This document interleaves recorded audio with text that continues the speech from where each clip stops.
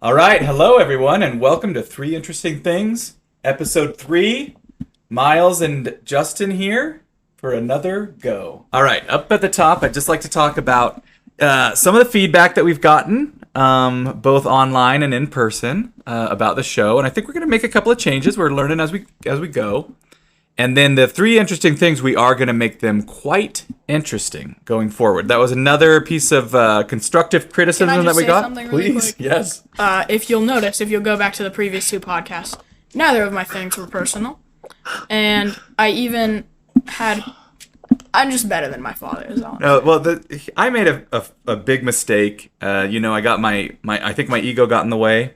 And I just assumed that I could make things interesting just based on my personality alone. You thought you were interesting. I thought I was interesting. I thought I was one of the interesting things. So I've learned my lesson, and the interesting things going forward will be quite interesting. When we get to the interesting things, Miles and I will each share an interesting thing, and here's another big change that's coming. The third interesting thing will be shared by our guest for the day. Today, it is my mother. Stay tuned. She's coming in a little bit. But we want to make it clear that she is not, we're not interviewing her. She is actually bringing an interesting thing. That's the format of the show. So whenever we have people on, they will be here to give and share an interesting thing with the audience. Let's introduce our guest, Kelsey Flake, my mother, and Justin Flake's wife. Hi, glad to be here. Great to have you. Thanks for coming. You're our first guest. How does it feel? I feel honored. Have you heard our first couple of episodes that we put out? I have. I've heard 2. Good. So you've got a feel for the show. You kind of know that we play it pretty loose, But we are trying to But I know you set the standard very high. And we're trying to make things... I know that the name of the show is 3 Interesting Things, and it should be obvious, but... We're really going to try to make the 3 things interesting. Is going to try and make the 3 things interesting. Mine were already interesting. Agreed. All right. Ooh. Well, why don't we start with one of us, and then she can go in the middle. Okay, I'll start. Okay. So mine is really short this week, but it's just this video that I watched, and this guy is saying, you ask a person which direction's north, and you go in that direction. And then finally, at the end, you get to the North Pole, and then you ask somebody at the North Pole, which direction is north? They say, north doesn't mean anything here. North isn't anything. This is where it began. And then you take that concept, you can apply it to time. So you're already as far north as you could be. You can't go any farther north. How do you apply it to time? You apply it to time as if you're time traveling. You keep going back, and you keep going back, and you keep going back until you reach the beginning, which let's say is the Big Bang. And then you ask somebody there, how do I go back farther?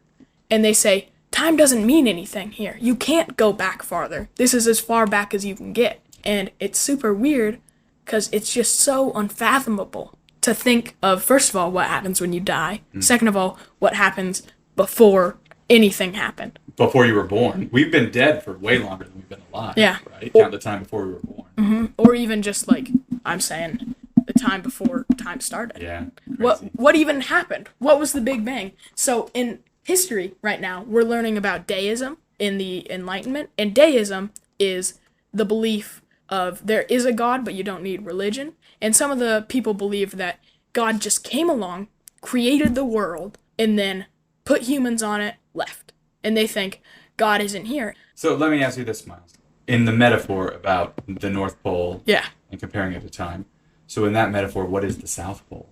So is it all end at some point on the other end where we all go back into... It's not a perfect thing. I don't know. But isn't that, couldn't you follow that metaphor and kind of say that that's what's essentially going to happen to the universe at some point? Yeah. Right? Is at least that's some theories. Well, right now it's just expanding infinitely.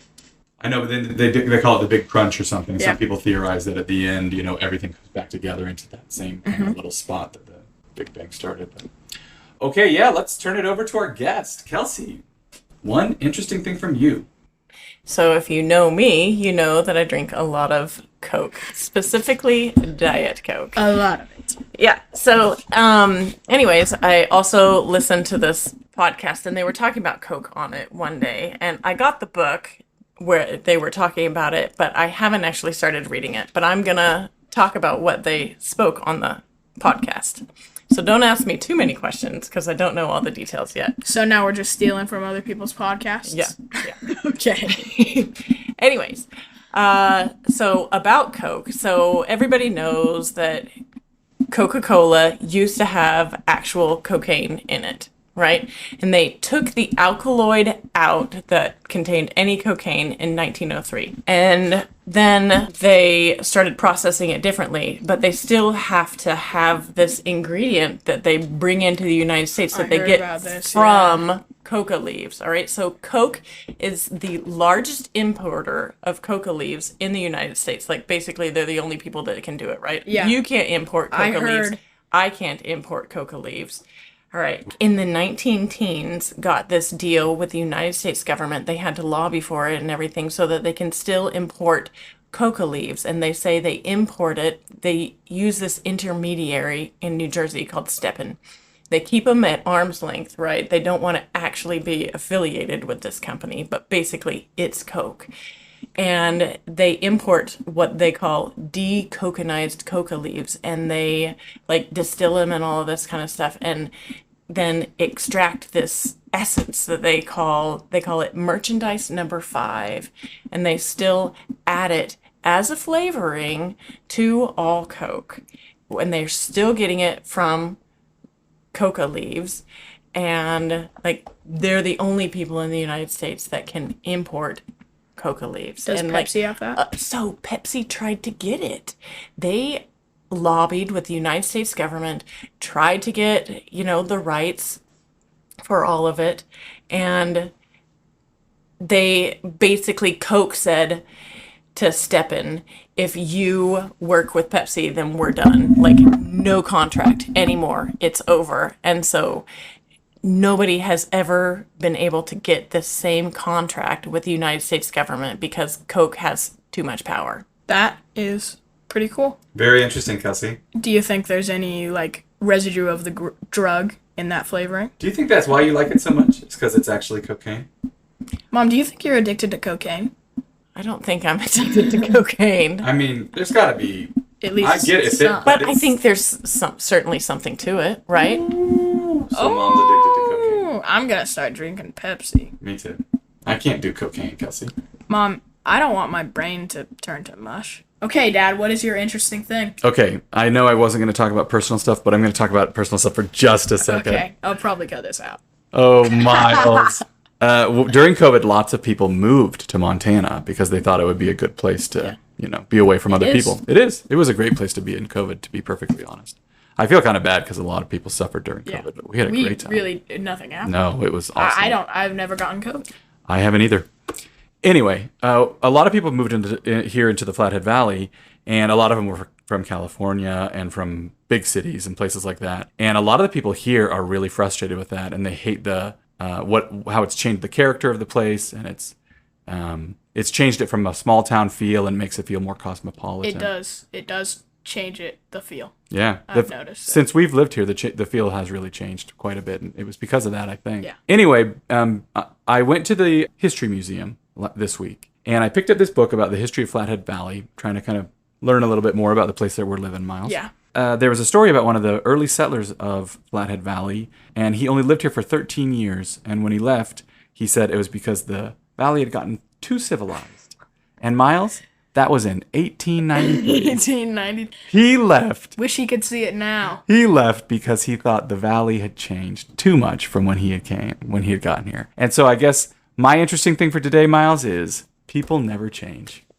People never change. He had the same complaint back then that people do today. We were going out to pick huckleberries, which is something lots of Montanans do. And there's this spot, and we're driving up to it, and we see this sign outside.